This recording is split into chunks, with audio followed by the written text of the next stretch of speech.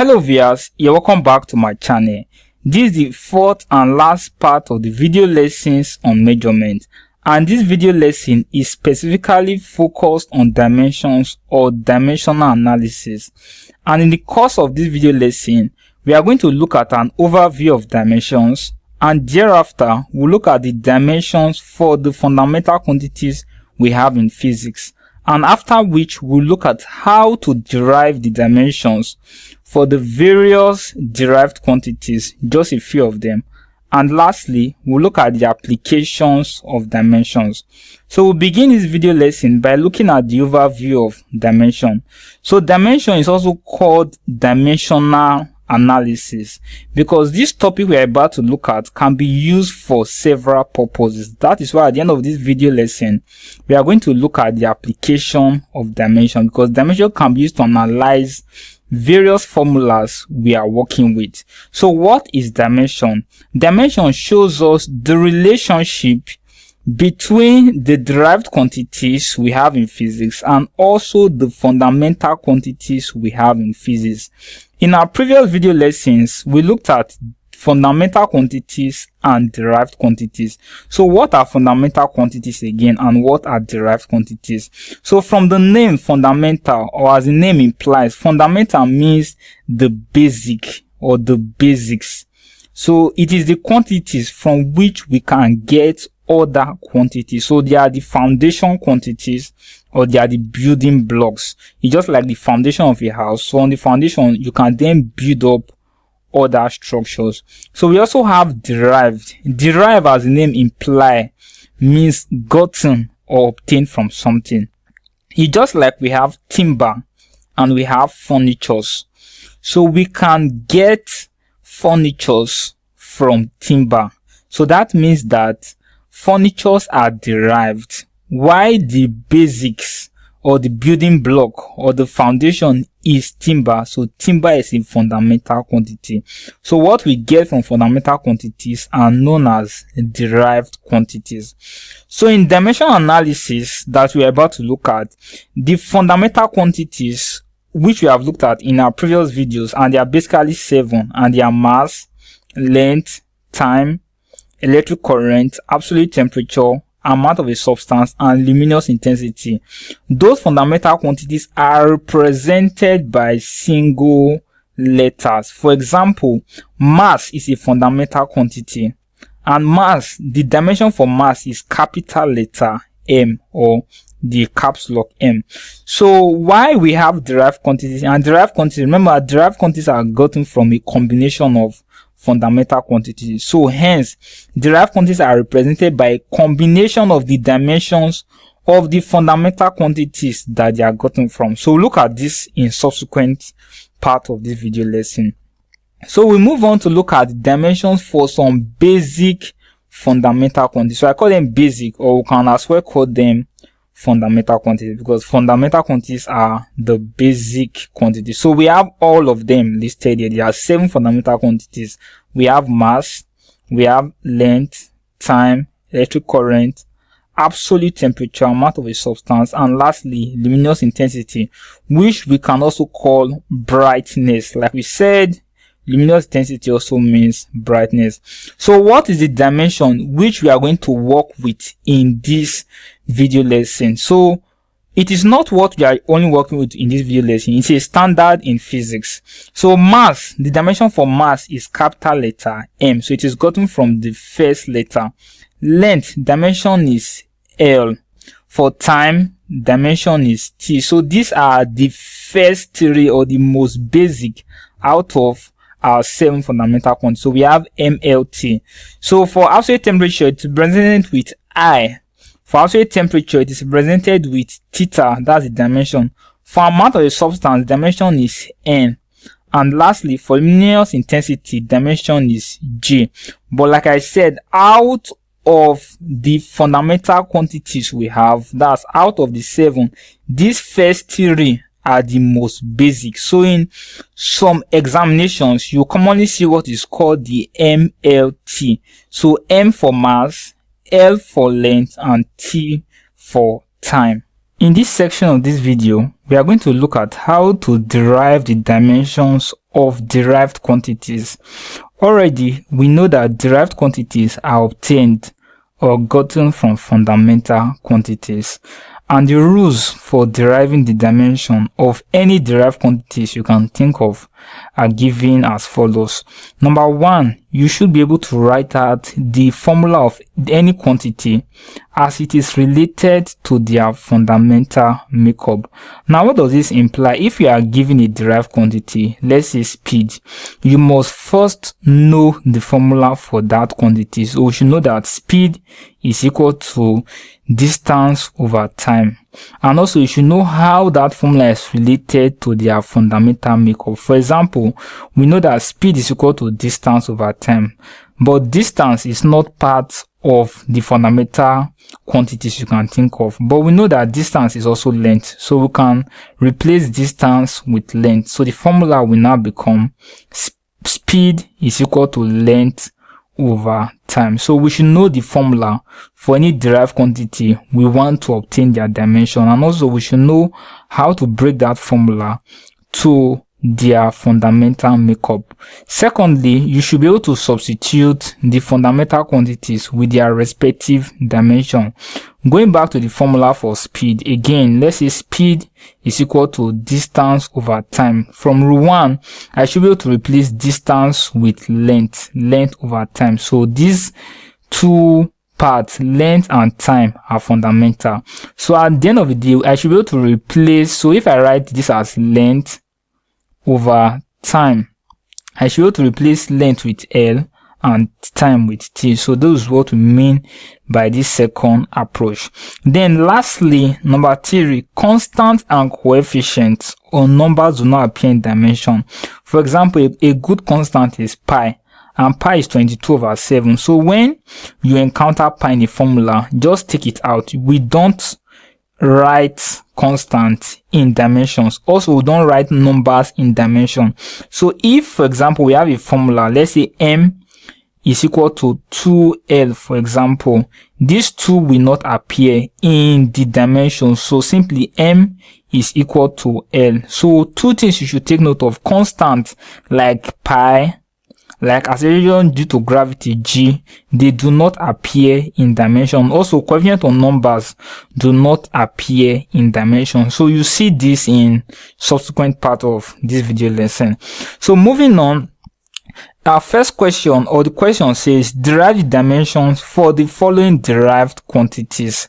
So the first derived quantity we have here is area. So like we said in our method for deriving dimension, you must know the formula. Area, the formula for area is length times breadth. Length times breadth. So this is the formula for area. And we are going to ask ourselves, we know that length is part of the fundamental quantity, but breadth is not there. But if you take a plane shape, let's say this is a shape, a square, for example, we have length, we have breadth. Breadth is also a length, it's also distance from here to here. So length is also a length as well. So I can rewrite this formula as length times length, because breadth is also a length, distance between 2 points. So the dimension for length is L, the dimension for length also is L. Now L times L is what? L square. So the dimension for this formula is what? L square. So don't forget, so the dimension for this formula is L square. So we'll take a look at the next, or our next derived quantity, and our next derived quantity is volume. So what's the formula for volume? Volume is length times breadth times height. So we know that volume is length times breadth times height. Now length is length, so we are going to take this as length. Breadth is also a length, and also height is also a length. So if you say the height of your room, that height is also a length from the top to the bottom. So this becomes L times L times L, and hence the dimension for volume is what? L cube. That's simple.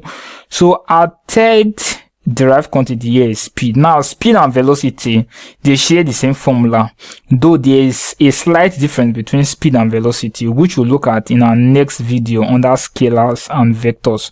So for speed and velocity, their formula for speed, it is distance over time. This for speed. For speed, it is distance over time.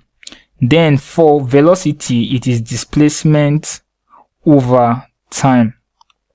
Now, distance and displacement is just a length. So both of them, distance, displacement, they are both length. So I can write the formula for either of them to be length.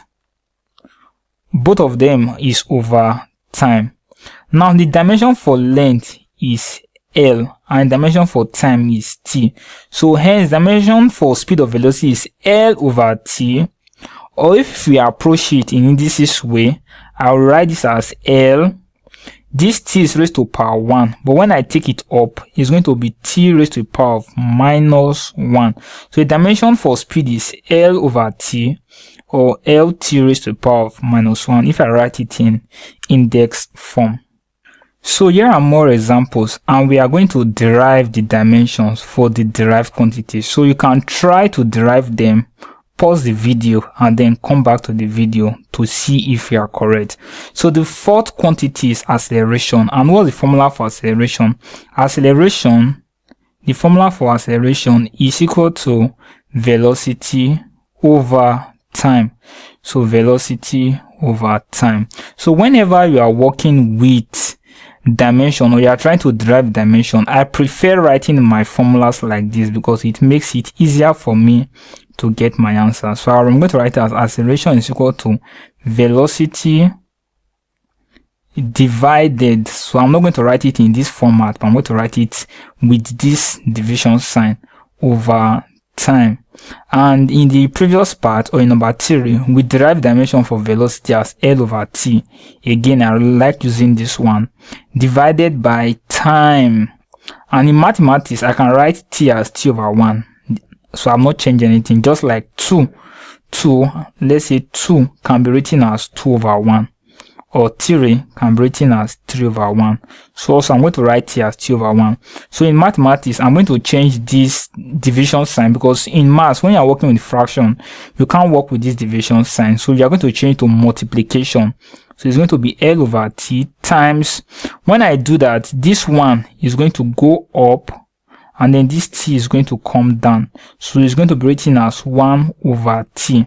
So now I have it as L times 1, and that will give us L. Then T times 2 give us T square.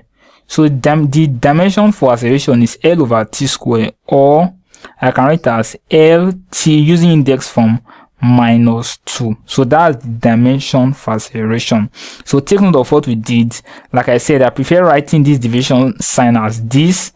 And then velocity is L over T, which we looked at in the previous question, divided by time, which I'll choose to write as T over 1 so that I can easily calculate. Then in maths, you must change division sign to multiplication. And when you do that, you're going to get L over T squared. Moving on, the fifth question is force.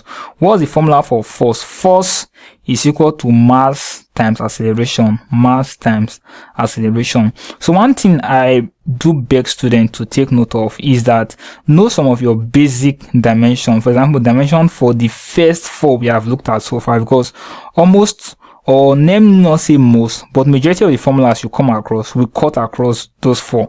Now for force is mass times acceleration. Now mass, dimension for mass is m, times acceleration is what we just looked at up here, L over T square. So when I multiply, m times L will give us ml over T square. So if you apply it in index form, it's going to be ml. When I take this T square up, is going to be T raised to the power of minus 2. So dimension for force is mlt raised to the power of minus 2. Then moving on, our sixth question is density. And what is the formula for density? Density is mass over volume. And dimension for mass is m, as we have looked at. Then for volume, as we looked at in question 2, is L cube. So the formula is, or the dimension is m over L cube, or in indices it can be written as ML. If I take this L cube up, it becomes minus 3. So take note of that. So and one other thing again, for those persons that are writing the West African Examination Council exam, that's SSCE, or the Jamb examination, which is UTME, they will ask you questions like this. They will tell you that in m raised to power x, L raised to power y, t raised to power z, what is x, y, z, for example. So what you simply do is just look at the formula you have been given, or the dimension you derive. In this case, what we have is m L raised to power of minus 3.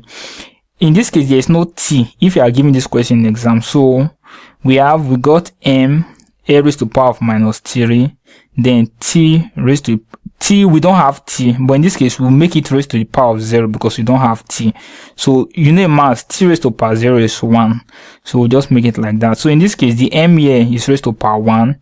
So in this particular question, if you are given in those examination, x is equal to 1, y is equal to minus 3, and then z is equal to 0. So in your exam, your answer should be 1, minus 3, and then 0. So take note of that, because in most exams you'll be asked question in this pattern.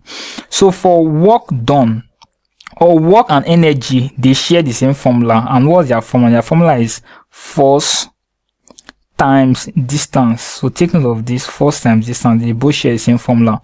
And for force, we've derived the dimension earlier, which is ml over t square times distance. Distance is a length, so take note of that. Distance here is a length, so this L, because dimension for length is L. So when I multiply L times L, will give us L square. So I'm going to have ml square over t square. So in index form, I can write this as m L square. Then when I take the t square up, it becomes 3 raised to the power of minus 2. Again, they could ask you question in this same pattern where they'll tell you mx, ly, and then tz. So they will ask you what are the values of x, y, z. So in this case, what we have is m L square 3 raised to the power of minus 2. So this m is raised to the power 1. Even if it's not written, there's an invisible 1. So when I compare, x is equal to 1, L is equal to 2, and then z is equal to minus 2. So in an exam, when you are given this question, your answer should be 1, 2, minus 2. So these are specific things you should know about questions like that.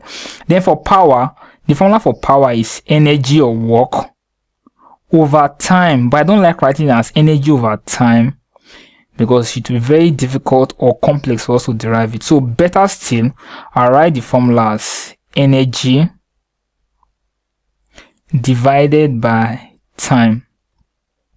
So if you look up here, the dimension for energy or work done is ml over t square. So I'm going to write this as ml over t square divided by time, and dimension for time is t, but we can as well write it as t over 1. So moving on, this becomes ml over t square. In mathematics, you must change division sign to multiplication when you are working with fractions. Then this one is going to go up, so they'll say denominator will go up and then the numerator will come down. So this will become 1 over t. So when I work on that, I'm going to have ml over t cube, or it can be written as m L t raised to the power of minus 3. So in the exam, if you are asked the question in the format m raised to the power x rather, L raised to the power y, there's a 1 here, there's a 1 here, so your answer should be 1 minus 3. So if you watch this video lesson up to this point, kudos to you, and here are some practice questions or take-home assignment. And I expect you to derive the dimension for the following quantities, and they are: number 1, we have impulse; number 2 is momentum; number 3 is pressure; number 4 is surface tension; number 5, quantity of electric charge; number 6 is electromotive force; and lastly, number 7 is Young modulus. So when you do so, you can drop your answers in the comment section of this video, and if you don't know any formula for any of the quantity, you can also let me know in the comment section of this video, I'm going to provide you with the formula, and in my next video I'm going to drop a video. I'm going to release a video for the solutions to this practice question. So do it to attempt them and leave your answers in the comment section of this video. So here we have a particular Jamb or UTME physics practice question. So it's one of the Jamb pass question, and the question reads: the dimension of universal gravitational constant in m raised to power x, a raised to power y, and t raised to power z is what? A is -1, 3, -2, B is -1, 3, 2, C is 1, 3, 0, and D is 1, 1, -2. So before we can solve this question, we ought to ask ourselves, what is the formula for the gravitational force? And the formula is F is equal to G m1 m2 over r squared. So this is the formula for gravitational force as gotten from Newton's law of gravitation. So this G right here is what we call universal gravitational constant. So this universal gravitational constant is the G we are looking for. So before we do that, I have to make G to be the subject of the formula. So that simply means make it to stand on its own. So the first thing, I'll cross multiply. When I cross multiply, F is going to multiply r squared. So when I do that, I'm going to have G m1 m2 is equal to F r square rather. So next, I'm going to divide both sides by m1 m2. So this m1 m2, so this is going to be m1 m2. So when I do that, m1 m2 is going to cancel out this m1 m2. So finally the formula becomes G is equal to F r square over m1 m2. So when we have gotten up to this point, we now have to work further. So now G is equal to F, where F is a force, then r is radius. So when we talk about radius, radius is simply a length. So if this is circle, radius is a length. So this radius, which is also a length. Then m is for mass of the first body, m2 is for mass of the second body. So if you don't know where it's coming from, universal gravitational or the universal gravitational force or gravitational force tells us about the force of attraction between two bodies. So let's say this is m1 and let's say this is m2. So the force of attraction between these two bodies. So the distance between them is what we call arrow or distance, and it's a length. So now this is the formula we need to solve this question. G is equal to F arrow square over m1 m2. Now F is force, and what is our dimension for force? Dimension for force is ml over t square times radius. Radius is a length, so I'm going to write it as L, but it is radius square, so it will make this to be L square over m is mass, and dimension for mass is capital M, times m2 is also mass m also. So for this numerator, for this top, we are going to have L times L square give us L cube. So G is going to be m L cube over t square, because we have a t square right here. Now for this division sign, I'm going to write it as like this. Then at the denominator we have m times m, and that will give us m square. Now moving further, this is going to be G is equal to, this is going to be ml cube over t square. Now I'm going to write this as over 1. Like I said, 2 is same thing as 2 over 1, so I'm going to make that over 1. So I'm also going to change the division sign to multiplication, and when I do that, this one is going to go up, and then this m square is going to come down. So I'm going to have it as 1 over m square. So now m right here, we cancel just, because m square means m times m, so I'm going to remove just one m. So when I do that, L cube times 1 up here is going to be L cube over, at the bottom I have m and I have t square. Now in dimension, it is very important we follow this order. And what's the order? M, L, T. We must arrange it in this order. So I'm going to take m up. So when I take it up, it's going to be m raised to the power of minus 1. Already L cube is up, so I'm going to write as L cube, and then I'm going to take this t square up, so it's going to be t raised to the power of minus 2. So this is the dimension for universal gravitation, but universal gravitational constant. But the question is asking us to pair or to compare it to m raised to the power x. So the formula is tending to compare it to m raised to the power x, a raised to the power y, and 3 raised to the power z. Then when I do that, x is going to be minus 1, so x is going to be minus 1, L is going to be 3, and then Z rather is going to be minus 2. So with that, our answer is going to be option A, which is minus 1, 3, and minus 2. In the last section of this video, we are going to look at dimensionless quantities, and thereafter we'll look at the application of dimensional analysis. So what are dimensionless quantities? As the name implies, dimensionless means without dimension. So they are physical quantities that do not have units, and also they do not have dimension. So a good examples are mechanical advantage, or what we call force ratio. So what do we mean by dimensionless? So take a look. For mechanical advantage, let's say MA, the formula for mechanical advantage is force over effort. So as a whole, they are both force. Effort is also a force, so it is force like over force. And the dimension for force is what? ML t raised to the power of minus 2.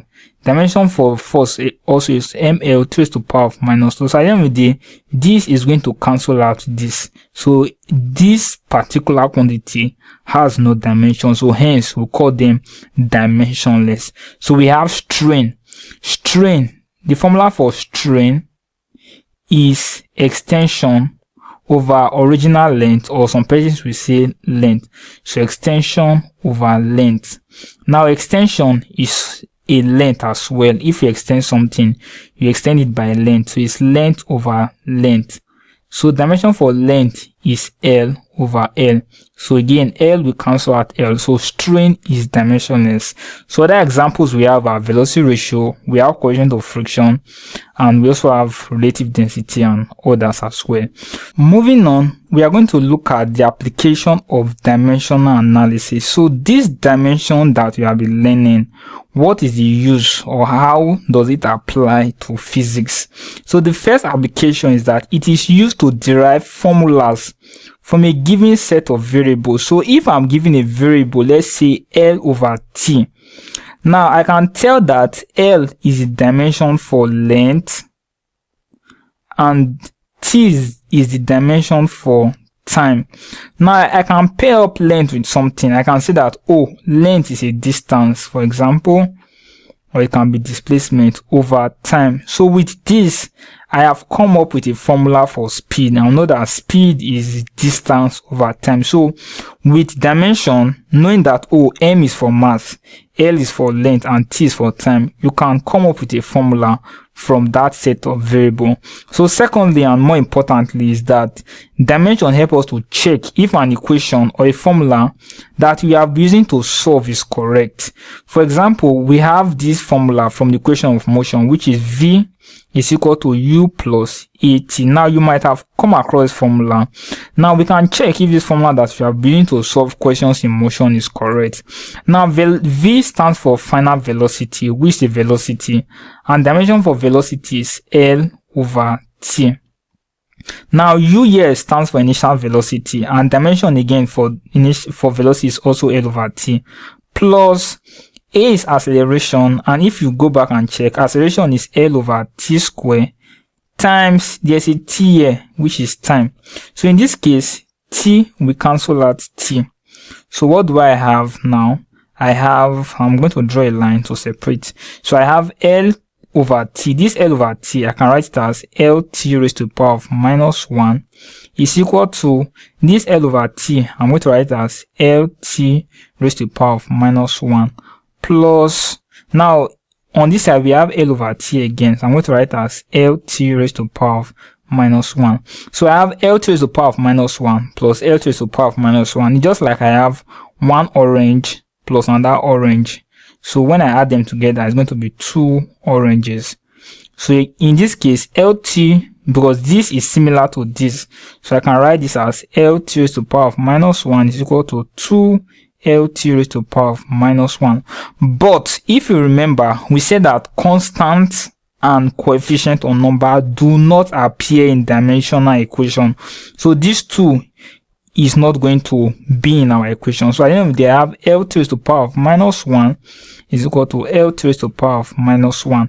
So because what I have here is equal to what I have here, I can therefore say that this equation V is equal to U plus AT is dimensionally correct, because what I have on the left hand side is equal to what I have on the right hand side. So in essence, dimension tells us if a formula we have been using on an equation is correct. So for such formula, we'll say they are dimensionally correct.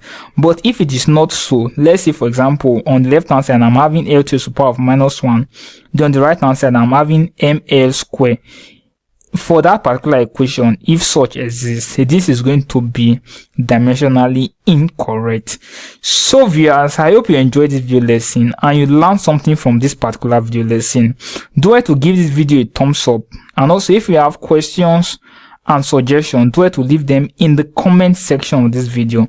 You can share this video lesson to your friends so that we all learn together. And if you haven't subscribed to this channel, do it to click on the subscription button just beneath this video lesson and turn on the notification icon so that whenever I release any new video, you always get notified. So till you get to see my next video, do have a wonderful time.